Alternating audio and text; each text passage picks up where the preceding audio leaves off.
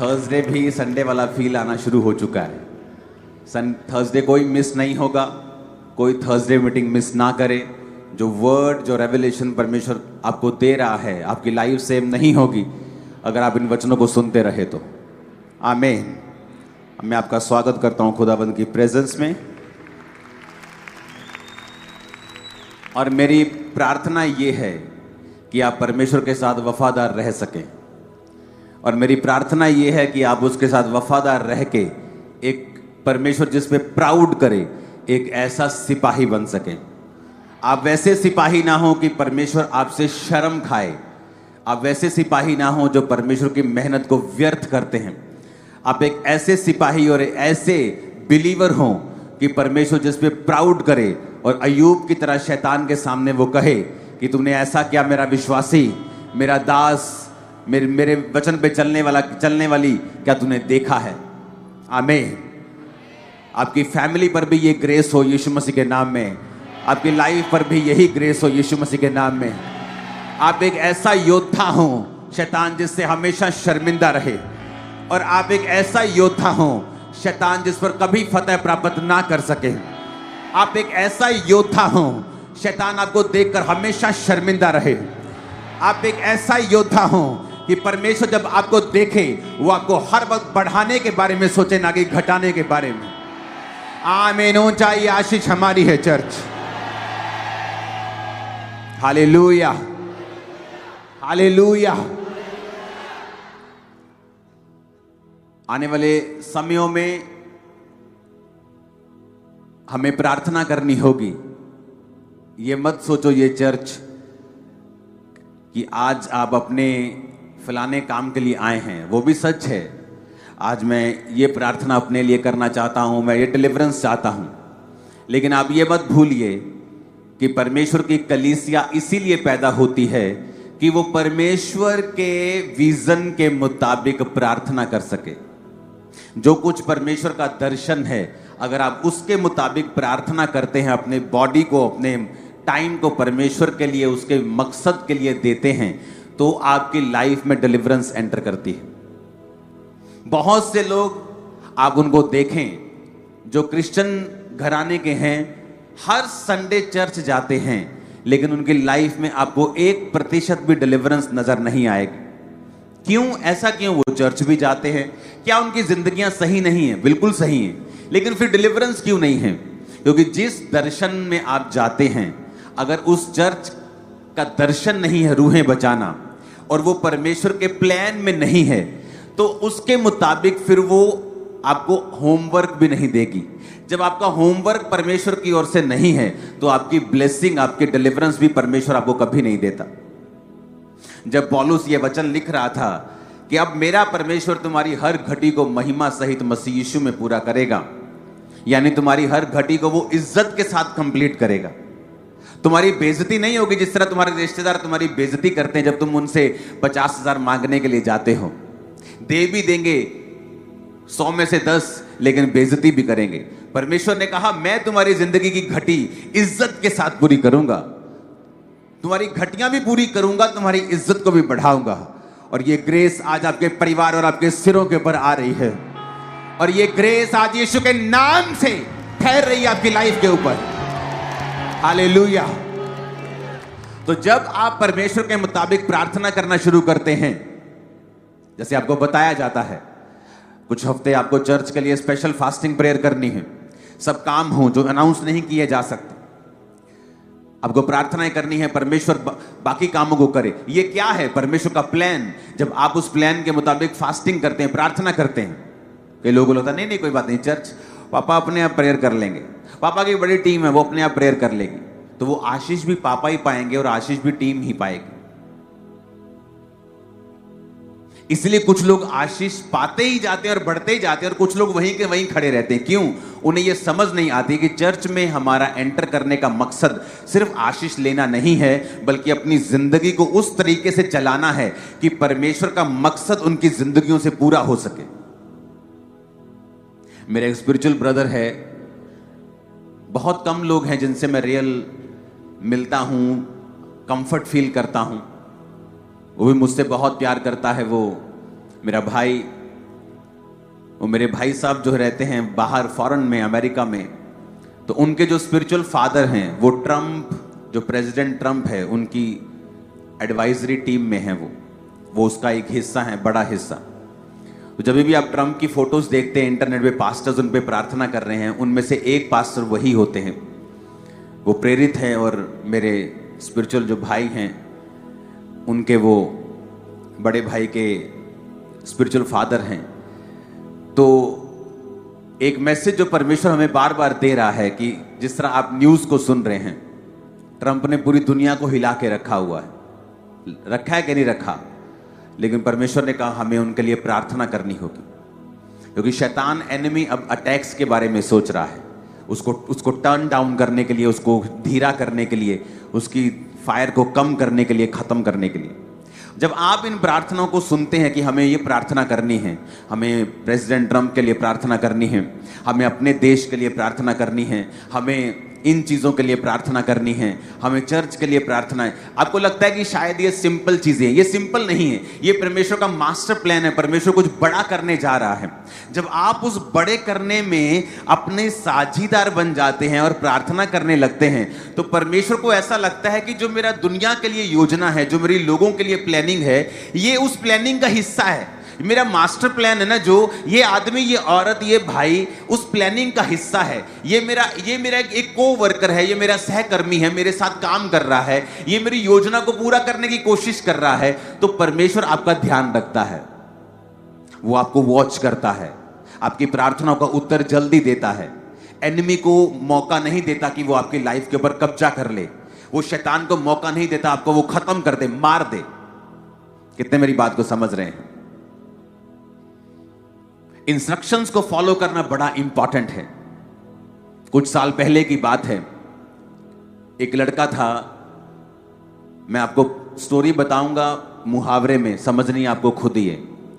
एक पास्टर के साथ वो काम करता था और उस पास्टर ने उससे कहा कि बेटा तेरे घर में जहां से तू आया है ना, वहां श्राप बहुत हैं, कर्ज बहुत हैं, तो तू घर ना जाया कर, अलग रह थोड़ी देर, ताकि तू प्रार्थना में बढ़ सके। एक समय आएगा जब परमेश्वर तेरे को भेजेगा, लेकिन तब तू उनके कर्ज से इफेक्ट नहीं होगा, बल्कि तेरी सामर्थ्य से वो इफेक्ट होंगे। कितने मेरी बात को समझ रहे हैं? एक समय आता है जब परमेश्वर आपको अलग कर देता है। मेरे दोस्तों से परमेश्वर ने मुझको अलग कर दिया, क्योंकि वो समय था अगर मैं उनके इन्फ्लुएंस में होता तो उनका प्रभाव मेरे पे ज्यादा था, मैं ज्यादा उनसे प्रभावित था। तो अगर वो मेरी लाइफ में होते, तो जब मैं मसीह में आया, अगर वो मुझसे कहते कि तुझे नहीं जाना चर्च, तो हो सकता मैं चर्च जाना छोड़ देता। तो परमेश्वर ने पहले वो रिमूव किए, बड़े ही स्ट्रेटेजिकली, बड़े ही अजीब तरीके से, मैं बता नहीं सकता, परमेश्वर ने ऐसे तरीके इस्तेमाल किए और अलग कर दिया। लेकिन अब समय वो वापिस आ गया।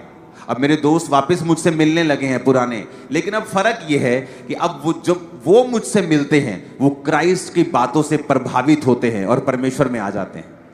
ये फर्क है। तो जब हम ये बात सुनते हैं कि हमें प्रार्थना करनी है चर्च के लिए, फास्टिंग करके, अपने परमेश्वर के दास के लिए, हमें प्रेसिडेंट ट्रंप के लिए, हमें प्राइम मिनिस्टर मोदी जी के लिए, अपने देश के लिए हमें प्रार्थना करनी है, जब आप इस बात को समझते हैं और प्रार्थना करने लगते हैं सीरियसली, तो परमेश्वर आपकी ओर देखता है कि ये वो वेसल है, ये वो बर्तन है, एओ पांडा जड़ा मेरे कम्माली इस्तेमाल हो रहा है। ये वो बर्तन नहीं है, ये वो एसी नहीं है जो खराब है और कबाड़ में पड़ा है। कबाड़ में पड़ी हुई गाड़ियों को साफ कोई नहीं करता, उसकी नई सीटें कोई नहीं चढ़ाता, उसकी केयर कोई नहीं करता। तो मेक श्योर आप चाहे 1 साल के विश्वासी हो, चाहे आपकी लाइफ में प्रॉब्लम हो चाहे ना हो, आपको ये मेक श्योर करना है कि आपकी जो जिंदगी है, आपकी जो लाइफ है, वो प्रार्थना करने में, और जो प्रार्थना के विषय खास तौर पे एक जीवित चर्च आपको दे रही है, आप उन प्रार्थनाओं को अच्छी रीति के साथ कर रहे हैं, ताकि परमेश्वर आपको देखे और आपको बरकत दे। हालेलुया। ऊंची आवाज से बोलो हालेलुया। अब पिछले कितने हफ्तों से मैं आपको एक बात बता रहा था कि 2025 में हम ऐसी व्यभिचार की बातें इंटरनेट पे सुनेंगे जो हमने आज तक नहीं सुनी होंगी। आपने देखा इंटरनेट पे क्या हो रहा है? आई थिंक यूथ को ज्यादा मालूम होगा कैसे कैसे शो चल रहे हैं और कैसी कैसी बातें उन पे हो रही हैं। कितने मेरी बात को समझ रहे हैं? हाथ को हिलाना जरा। पूरा इंटरनेट भरा हुआ है आज। उस वीडियो को देखेंगे जब मैंने आई थिंक काफी बार मैंने ये कहा, लेकिन कुछ ही हम पलों को देखेंगे मैंने जो कहा था।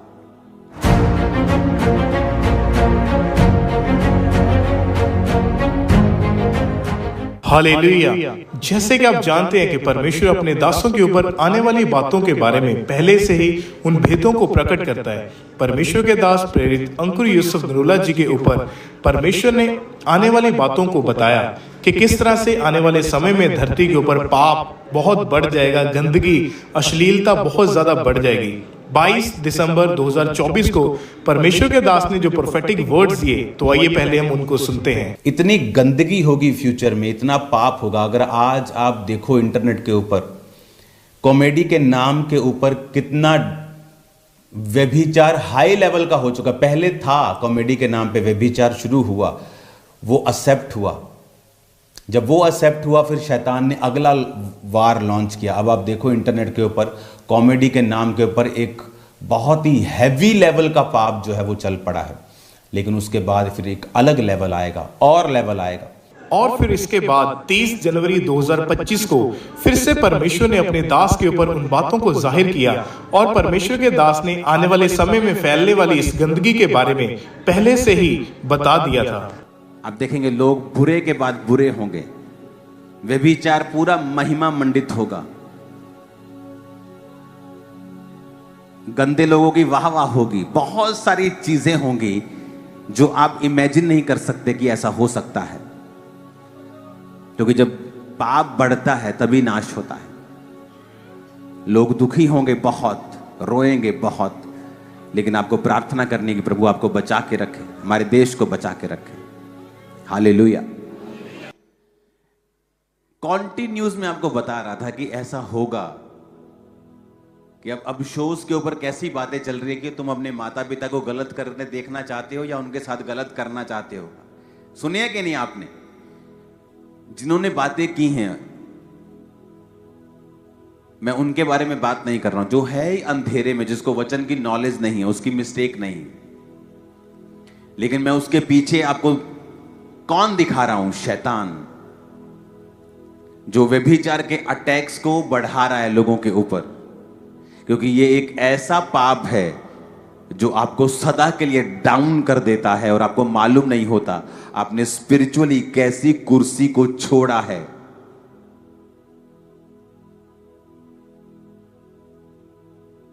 अब क्या करना चाहिए? हमें प्रार्थना करनी है, ऐसे लोगों को माफ कर देना है। इन लोगों की मिस्टेक नहीं, क्योंकि उनको मालूम नहीं, वो अंधेरे में। और मैंने आपको बताया था कि अब ऐसी बातें सुनोगे जो आपने टीवी के ऊपर कभी नहीं सुनी होगी। वो लेवल इतना गंदा होगा। और अभी फरवरी नहीं चढ़ा, हमने वो सुन लिया। कितने इन बातों को समझ रहे हैं? जब आपको पहले बता दिया जाता है कि शैतान की योजना ये है, वो इस तरह से प्लान करके बैठा है, उसके हथियार ये हैं, और हमें प्रेयर करनी है कि परमेश्वर शैतान की योजनाओं को नाश करे।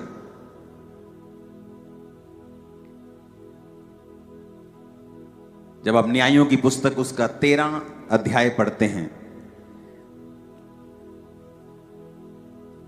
उसकी 2 आयत में लिखा, दानियों के कुल का सोरावासी मानोह नामक एक पुरुष था, जिसकी पत्नी के बांझ होने के कारण कोई पुत्र ना था।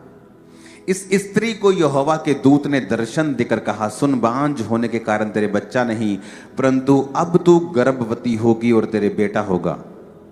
इसलिए तू सावधान रहे, ना तू दाख मधु और ना किसी भांति की तू मदिरा पी और ना कोई अशुद्ध वस्तु खा, क्योंकि तू गर्भवती होगी और तेरे एक बेटा उत्पन्न होगा और उसके सिर पर छुरा ना फिरे, क्योंकि वो जन्म से ही परमेश्वर का नाजीर होगा।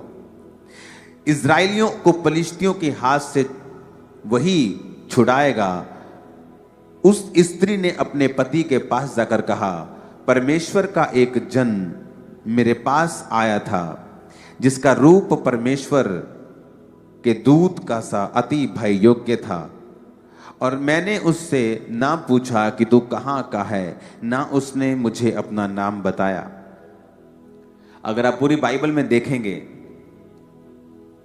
तो आपकी उंगलियां भी ज्यादा होंगी और इंसिडेंट और ऐसी घटनाएं कम मिलेंगी जहां पर किसी स्वर्गदूत ने किसी व्यक्ति के आने से पहले उसके बारे में बताया हो। किसी स्वर्गदूत ने उस व्यक्ति के जन्म लेने से पहले बताया हो। मैंने कहा उंगलियां आपकी ज्यादा हैं, ऐसी घटनाएं आपको बाइबल में कम मिलेंगी। आपको इस घटना के ये मिलेगी, आपको जीसस क्राइस्ट, आपको यूहन्ना बपतिस्मा देने वाला, आपको ऐसे बहुत कम लोग मिलेंगे जिनके जन्म से पहले दूतों ने डिक्लेयर किया था और बताया था कि ये लोग जन्म लेंगे और ये परमेश्वर के खास मकसद के लिए ठहराए गए हैं। और अब जब ये दूत इसको मिलता है और उसको बताता है, अब आपने ये भी बात नोटिस की होगी कि जब ऐसे व्यक्ति जन्म लेते हैं, आप हमेशा आप देखोगे दोनों ही इंसिडेंट्स में कि इन दोनों की जो उम्र थी वो ज्यादा थी।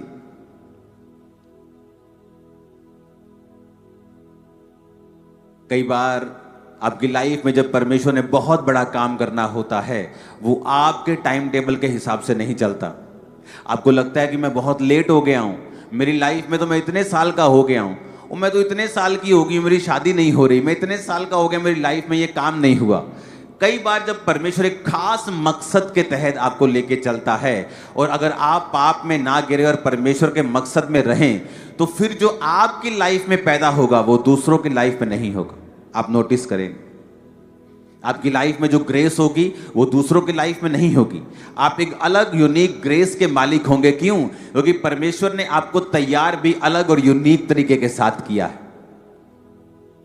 इसलिए जब परमेश्वर कई बार आपकी लाइफ में देरी करे तो कभी भी नाराज ना हो, क्योंकि परमेश्वर का आपको मालूम है कि यूहन्ना बपतिस्मा दाता जब पैदा होने वाला था तो परमेश्वर ने कहा तू इसीलिए बांझ रही और इसीलिए तू बुढ़ापे तक गर्भवती नहीं हो पाई, क्योंकि मैं तेरे को एक स्पेशल गिफ्ट देना चाहता था, एक ऐसा बेटा देना चाहता था जो जीसस क्राइस्ट का भी गुरु होगा।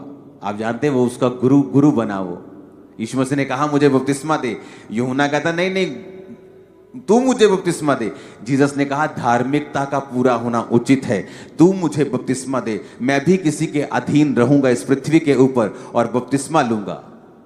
तो एज ए मेंटर बपतिस्मा लिया और दिखाया परमेश्वर ने धरती के ऊपर कि सब कुछ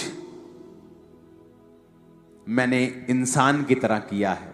इसलिए जीसस ने कहा था यूहन्ना बपतिस्मा देने वाले से बड़ा इस पृथ्वी पर और कोई नहीं है। एक गुरु की भूमिका उसने कुछ देर के लिए निभाई। माता पिता थे परमेश्वर के, वो आम घर में जन्मा, अमीर नहीं थे उसके माता पिता। अमीर घर में वो जन्म सकता था, फिर लोग बोलते इसको गरीबी का क्या मालूम, ये तो चांदी का चम्मच लेके पैदा हुआ है।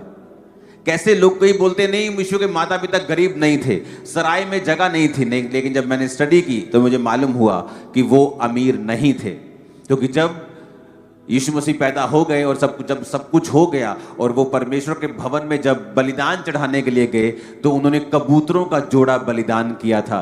कबूतरों का जोड़ा वही बलिदान करता था जो फाइनेंशियली मजबूत नहीं होता था।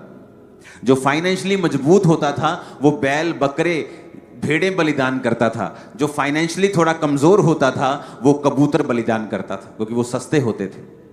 तो जीसस क्राइस्ट के माता पिता ने कबूतरों का बलिदान किया था, परमेश्वर जैसा व्यवस्था में लिखा था, जैसा पुराने नियम में लिखा था। तो यीशु मसीह ने वो सब कुछ किया एक इंसान होने के नाते कि आज जितने भी जन परीक्षाओं में हैं, दुखों में हैं, वो उनकी हेल्प कर सके। अब यहां पर हमें यह मालूम होता है कि परमेश्वर के दूतों ने एक बर्थ अनाउंस किया, अनाउंसमेंट की कि एक परमेश्वर का जन आने वाला है।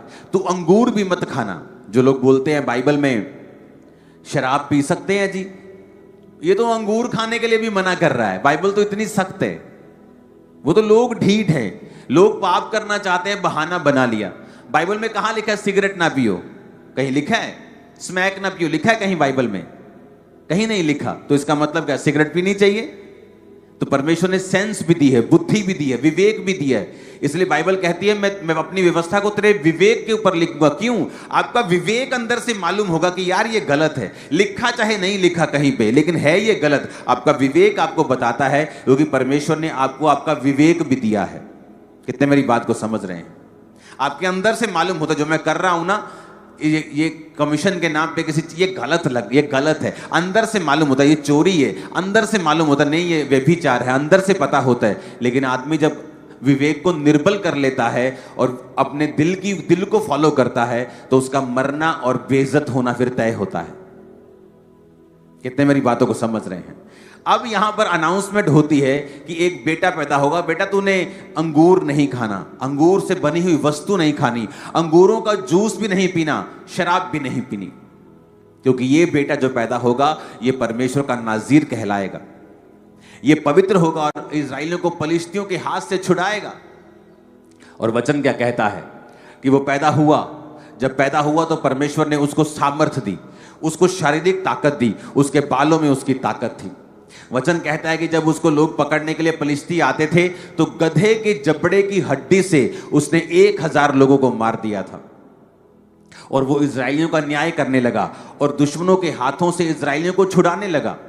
इस्राएल जब परमेश्वर की दुहाई देता था तो परमेश्वर अपने लोगों को खड़ा करता था, और वही परमेश्वर ने खड़ा किया और परमेश्वर ने छुड़ाया। पर सैमसन की लाइफ में एक कमी थी, वो कमी थी व्यभिचार की। औरत उसका क्या बोलते हैं, कमी थी, उसकी कमजोरी। औरत उसकी कमजोरी थी। अगर आप सैमसन की लाइफ देखें तो वो बार बार औरतों के साथ ही पाप में गिरता था। ये उसकी लाइफ की कमी थी। औरत भी उसने कैसी पसंद की? दूसरी जाति की, क्योंकि वो सुंदर थी। उसके बाद बाइबल कहती वो वेश्याओं के पास गया और उस वेश्या ने प्यार से पूछा तेरी ताकत का राज क्या है? कभी वो बोलता कि मेरे को अगर तुम सूती के साथ बांध दोगे, झूठ बोलता रहा। एंड में जब उसने बहुत दबाया और उसने कहा कि मेरी ताकत का राज मेरे बालों में है, अगर कोई मेरे बाल काट दे तो यहोवा का आत्मा मुझसे चला जाएगा और मेरी ताकत भी चली जाएगी, क्योंकि मैं यहोवा का नाज़ीर हूं। और जब वो सोया उसके घुटनों के ऊपर उसने बाल काट दिए और तब उसने पलिश्तियों से कहा आओ अब की बार पकड़ लो, क्योंकि अब ये मेरे को मालूम हो गया, सच बोला है, अब इसकी ताकत जा चुकी है। जब पकड़ने के लिए वो आए तो उसने फिर झटका देने की कोशिश की और क्या देखा कि वो एक आम आदमी बन चुका है। कुछ लोगों को लगता है कि सैमसन बड़ा मजबूत था, 8 फुट का होगा, बड़ा ताकतवर होगा, लेकिन सैमसन एक आम आदमी और आम स्ट्रक्चर वाला आदमी था। उसका बॉडी स्ट्रक्चर आम आदमी की तरह था। इसलिए तो लोग हैरान होते थे कि ये हमारे जैसा आम आदमी है, लेकिन जब यहोवा का आत्मा इस पे उतरता है तभी ये 1000 बंदे को उसने मार दिया, तभी उसने बड़े बड़े काम किए, पूरी पूरी आर्मी को हरा देता था। इसलिए तो लोग हैरान होते थे कि परमेश्वर का आत्मा जब इस पे उतरता है तो ये आम बंदा इतने बड़े बड़े काम कैसे कर सकता है। इसलिए बाइबल में लिखा है ना बल से ना शक्ति से बल्कि तेरी आत्मा के द्वारा। हालेलुया, जोर से हालेलुया बोलो जरा। तो जब सबको मारता था, लेकिन जब पावर चली गई, बाइबल कहती उसको पकड़ लिया गया। जब उसको पकड़ा तो वचन कहता है न्यायों 16 उसकी 21 में, तब पलिश्तियों ने सैमसन को पकड़कर उसकी आंखें फोड़ दी, उसे गाजा को ले जाकर पीतल की बेड़ियों से जकड़ लिया और वह बंदी गृह में चक्की पीसने लगा। इमेजिन करो, जिस व्यक्ति को पलिश्तियों को मारने के लिए चुना है, वही पलिश्तियों ने उसकी आंखें फोड़ दी। 23 आयत में लिखा है पलिश्तियों के सरदार अपने दागोन नामक देवता के लिए बड़ा बलिदान चढ़ाने और आनंद करने को यह कहकर इकट्ठे हुए कि हमारे देवता ने हमारे शत्रु शिमशोन को हमारे हाथ में कर दिया है। जब लोगों ने उसे देखा और यह कहकर अपने देवता की बढ़ाई की, हमारे देवता ने हमारे शत्रु, हमारे देश का नाश करने वाले को, जिसको हमने जिसने हम में से बहुतों को मार डाला, हमारे हाथ में कर दिया है। जब उनका मन मगन हो गया तब उन्होंने कहा शिमशोन को बुला लो कि वह हमारे लिए तमाशा करे। इसलिए शिमशोन बंदी गृह से बुलवाया गया और कि वह उनके लिए तमाशा करने लगा और खंभों के बीच में खड़ा कर दिया गया। अब एक व्यक्ति को वो कितना इंपॉर्टेंट होगा हम इस बात से समझ सकते हैं कि दूत आके उसकी अनाउंसमेंट कर रहे हैं, उसकी माँ को स्पेशल इंस्ट्रक्शन दे रहे हैं कि कोई तूने अंगूर नहीं खाना, किशमिश नहीं खानी, मुनक्का सौगी नहीं खानी, है ना। देखो कितनी कठिन उसको बातें बोली, क्योंकि परमेश्वर का नाजीर होगा, इसके सिर पर छुरा नहीं फिराएगी तू, ये परमेश्वर का नाजीर होगा और ऐसे ही चलेगा। अब जिस दुश्मन को मारने के लिए सैमसन का जन्म हुआ था, उसी दुश्मन ने सैमसन को पकड़ा और उसकी आंखें फोड़ी, विजनलेस कर दिया उसको। अब परमेश्वर ने आपको चुना है। पुराने नियम में कोई कोई सैमसन होता था, कोई कोई दाऊद और कोई कोई सुलेमान होता था। नए नियम में सिस्टम बदल गया। नए नियम में जो एक के पास होता था पुराने नियम में, अब वो आप सबके पास है। आप सब बड़े काम करने के लिए बुलाए गए हैं, मेरे को पता है, आज नहीं तो कल ये पूरा होगा। लेकिन अगर आपने भी वही किया जो सैमसन ने किया, जिस दुश्मन पर सैमसन को कब्जा करने के लिए बुलाया गया था और उस पर कब्जा किया, बहुतों बार उनके हजारों को गधे की जबड़ी की हड्डी के साथ उसने मारा, बहुतों बार उनको शर्मिंदा किया, कभी पकड़ नहीं पाए। परमेश्वर की ताकत उसके साथ थी। लेकिन जब उसने पाप किया, अपना भेद एक औरत को दिया, व्यभिचार में गया, वही दुश्मन जिस पर कब्जा सैमसन का होना चाहिए था, उसने सैमसन के ऊपर कब्जा किया और आंखें फोड़ दी। आज कितने क्रिश्चियन है विजनलेस हो चुके हैं, उन्हें दिखाई नहीं देता आगे क्या करेंगे। क्यों? क्योंकि व्यभिचार के कारण पर शैतान ने उनकी आंखों को अंधा कर दिया। नहीं जानते सेवकाई में क्या करना है। पास्टर्स व्यभिचार में फंसे हुए हैं। पास्टर्स की बात कर रहा हूं, चर्चेस चलाते हैं, बड़े ओहदे भी हैं कईयों के पास, लेकिन व्यभिचार में है।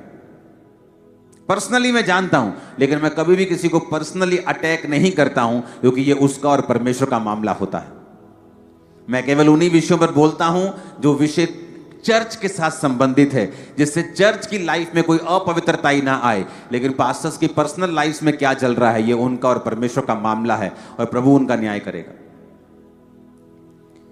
तो जिस दुश्मन को सैमसन को कब्जा करने के लिए पैदा किया था, वही दुश्मन अब सैमसन के ऊपर कब्जा करके उसका तमाशा कर रहा है। और क्या कह रहा है कि हमारे देवता ने इसको हमारे हाथ में कर दिया है। ये वही है जिसने हमारे देश में से बहुतों को मार दिया था, लेकिन अब हमारे देवता ने, वो अपने देवता की उपासना कर रहे हैं। शैतान का किंगडम हमेशा ग्लोरीफाई होगा जब आप परमेश्वर के नाम को महिमा देने में फेल हो जाएंगे। परमेश्वर ने बड़े बड़े मिरेकल करके इजराइलियों को बुला लिया, छुड़ा लिया, राजे को शर्मिंदा किया, बड़े बड़े मिरेकल किए, उसको बार बार शर्मिंदा करके उसके पहलोठे को मार के वहां से ले गया। लेकिन परमेश्वर कहता, मैं इजराइलियों को कनान देश में नहीं लेके जाऊंगा। सिर्फ 2 जन थे जो वहां कनान देश में पहुंचे, 20 लाख में से 2 लोग, उनकी जनरेशन गई वहां पे, जो लोग एक्चुअल में निकले थे वो नहीं गए। और आप जानते हैं उन लोगों ने, मिस्रियों ने क्या उपहास किया। कहता परमेश्वर जो उनको ले गया था वहां से, कहां पहुंचाया उनको। लेकिन वो ये नहीं देख रहे थे कि इजरायली अपनी कमियों और अपनी गलतियों की वजह से शर्मिंदगी और बेइज्जती दूसरे लोगों की सह रहे हैं, जबकि उनको वो सहनी नहीं थी, क्योंकि परमेश्वर ने उनको इज्जत देने के लिए खड़ा किया था। एक व्यभिचार, एक पाप, परमेश्वर से दूरी आपकी लाइफ में क्या कर सकती है। तो आप सैमसन को देखें वो क्या कर सकती है, इजराइलियों को देखें वो आपकी लाइफ में क्या कर सकती है। हालेलुया। कितने साल तक दाऊद एक आम जिंदगी जीता रहा, बहुत साल तक, कितने साल तक, बहुत साल जीता रहा, भेड़े पालता रहा, बकरियां पालता रहा, पाले में रहा, धूप में रहा, लेकिन उसने व्यभिचार नहीं किया। आज जब लोग एक छोटा सा काम पकड़ लेते हैं और अपनी लाइफ में एक छोटी सी जॉब पर गुजारा करते हैं, और उसके बाद वो सोचते हैं कि मेरी लाइफ में क्या है बड़ा, कोई एक्साइटमेंट नहीं, और व्यभिचार में गिरते हैं। और उन्हें ये नहीं मालूम कि तुम्हारी लाइफ में कुछ बड़ा था जो परमेश्वर ने तुमको देना था, अब वो कैंसिल हो चुका है। और मैं सच कह रहा हूं, वचन कहता है शरीर के अनुसार चलने वाला एसाव, जब उसने रो रो कर परमेश्वर से माफी मांगने चाहिए, तब भी वो आशीष के काबिल नहीं गिना, जिसने एक बार की रोटी के बदले में अपने पहलोठे होने का पद अपने भाई याकूब को बेच दिया था।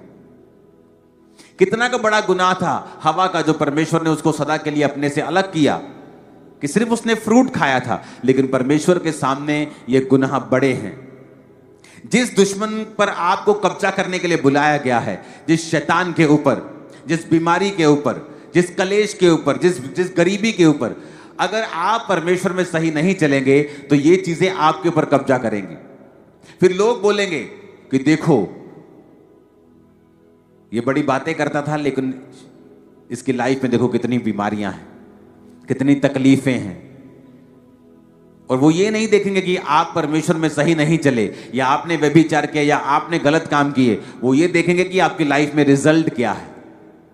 इसलिए जो लोग परमेश्वर को फेल कर देते हैं वो श्रापित के बाद श्रापित होते जाते हैं, और जो लोग परमेश्वर के सामने फेल नहीं होते और परमेश्वर की महिमा को बरकरार रखते हैं और अपनी लाइफ को परमेश्वर के स्टैंडर्ड के मुताबिक रखते हैं, वो आशीषित के बाद आशीषित होते जाते हैं, क्योंकि यही परमेश्वर की योजना है उनकी लाइफ में।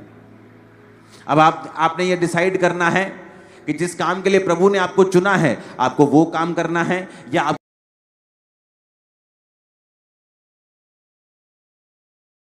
शरीर के पीछे चलना है।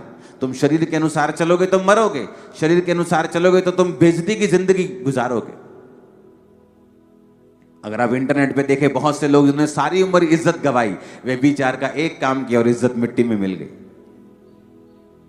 वचन कहता है थोड़ी सी मूर्खता बुद्धि और प्रतिष्ठा को कम कर देती है। सारी उम्र इज्जत कमाते गए और बुढ़ापे में कुछ ऐसा कर दिया, सारी इज्जत खराब कर ली। क्योंकि बाइबल कहती है जहां व्यभिचार होगा वहां नाम धराई होगी।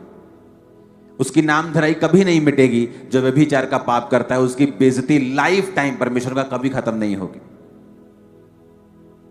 लाइफ टाइम की बात कर रहा है वो। दाऊद ने पाप किया, उसका असर माफी के बाद भी उसके मरते दम तक रहा। मरते दम तक उसके बच्चे आपस में लड़ते रहे, क्योंकि यह उस तलवार का नतीजा था जो उसने हित्ती उरिया के ऊपर चलवाई थी। पाप माफी मिल जाती है लेकिन उसका असर खत्म नहीं होता कभी भी। जिस व्यक्ति के साथ आप व्यभिचार करते हैं, आपके मरने तक आपको माफी मिल भी जाए, लेकिन मरने तक जो स्पिरिट उस व्यक्ति, उस औरत या उस भाई में थी, वो आपके अंदर रहती है और आपके मरते दम तक रहती है। याद रखना, चाहे आप 40 रोजे 40 बार भी रख लें, वो खत्म नहीं होगी। माफी मिल जाएगी, प्रभु आपको ब्लेस कर देगा, लेकिन उसका असर कभी खत्म नहीं होगा।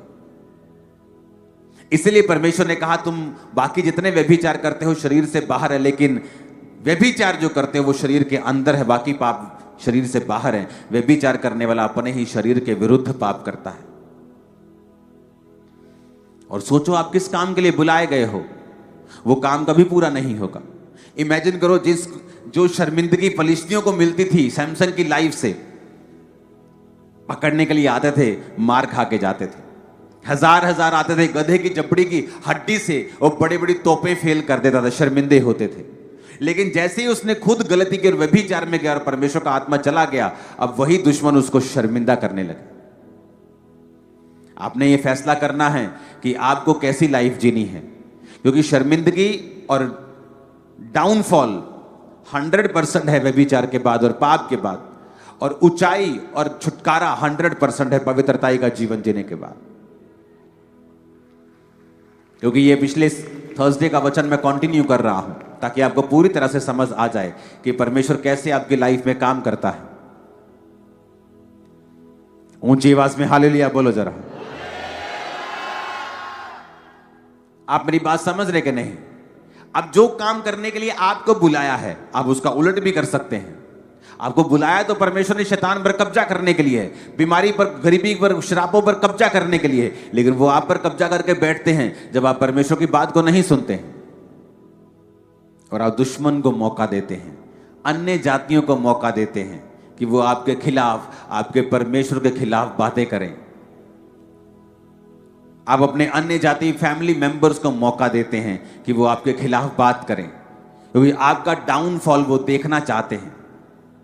शैतान आपको डाउन कर नहीं सकता जब तक वो परमेश्वर के वचन से आपको बाहर ना करे, क्योंकि उसके पास अधिकार नहीं है आपको छूने का।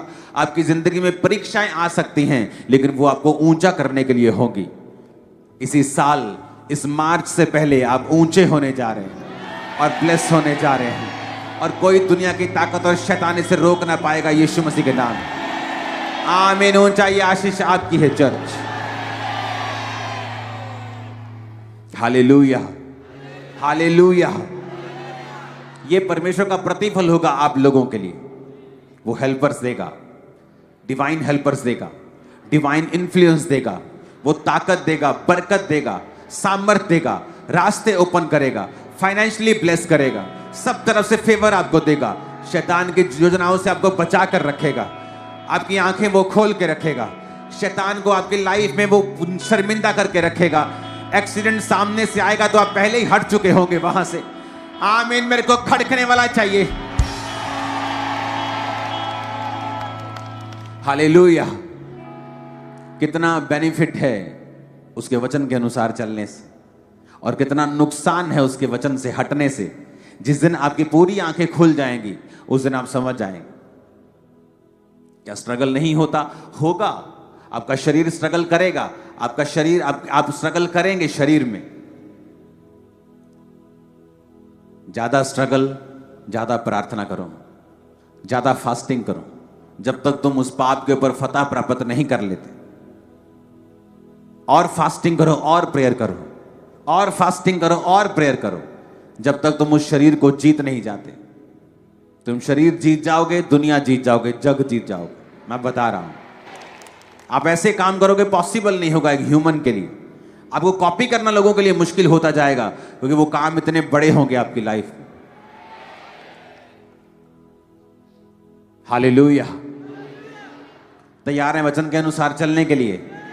और ये आप समझ गए हैं कि आपको परमेश्वर ने सैमसन की तरफ बुलाया बड़ा काम करने के लिए, डिवाइन पावर आपको दी है। लेकिन शैतान को भी पता है,